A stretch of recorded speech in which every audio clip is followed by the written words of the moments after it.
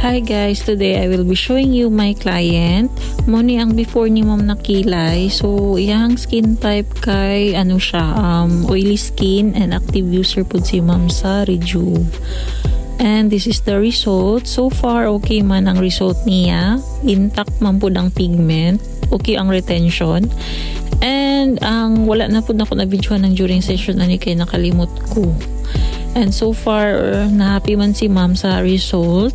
So, since kani si ma'am kay active user man siya sa Rejuve, no? So, ang healed ani is na ay possibility na hanap siya sa part sa tail. Kaning sa ikog na part kay nipis iyahang skin. So, pag mga nga naman good pag Rejuve user ka, nagapamakpak ka, ang kaning pigment nga akong gipilit sa iyaha is muuban lang sa pagpamakpak. So, expect na to na hanap siya. So, mas maayo ma-retouch. Pero akong retouch is after 2 months na para dili bugbog ang panit ni client, dili pud siya kanang sakit, and maka fully rest ang iyang skin.